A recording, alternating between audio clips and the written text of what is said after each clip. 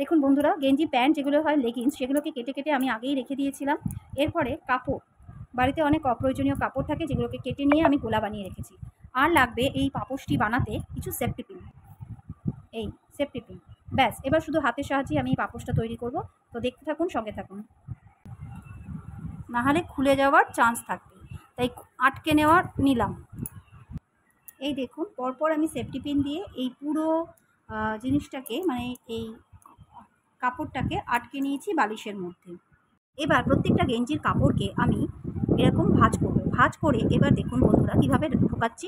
এইভাবে নিয়ে গিট মারবো, ঠিক এরকম করে একটা করে গিট, জাস্ট নটের মতো হবে। আবার দেখাচ্ছি, দেখুন এই ভাঁজ করলাম জিনিসটাকে, এবার এর ভেতর দিয়ে নিয়ে গিয়ে এই নিলাম, এই ধরলাম আর এরকম টেনে দিলাম। তো এইভাবে নট করে যাব আমি প্রত্যেকটা ক্ষেত্রে। এরকমভাবে ধরবো, ভেতরে নেব আর ভেতর থেকে এটাকে টেনে দেবো। জাস্ট এটা নটের ওপরই কাজটা হবে। পুরো এইভাবে পুরোটাকে আমি কভার করব। এরকমভাবে আমি পুরোটাকে কভার করব।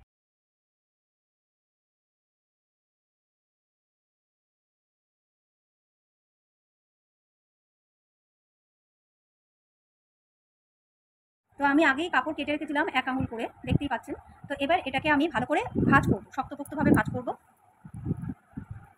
এই এরকম করে ভাঁজ করার পর জাস্ট এটাকে আমি এই কোনায় আটকে দেবো। এরকম সেফটি পিন দিয়ে এটাকে আমি আটকে দেবো।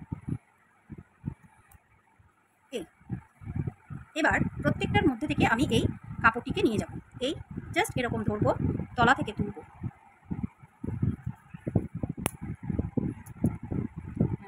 জাস্ট নট হয়ে গেল। আবার দেখুন বন্ধুরা, এই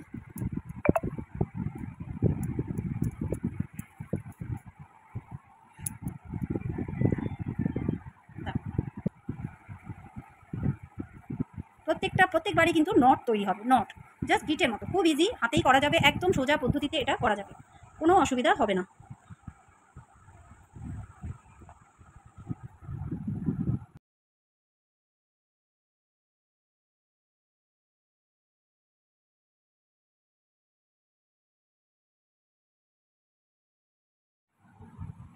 আবার আমি উল্টো দিক থেকে যখন বুনবো, তখন আমি এটাকে উল্টো দিক থেকে নেব, যেমন এইরকমভাবে।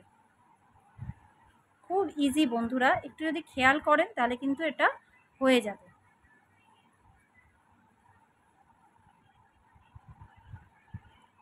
তো নটের এটা শেষ হয়ে গেছে আমার, তো যে কারণে আমি আবার এক্সট্রা কাপড় এর ভিতরে অ্যাড করছি।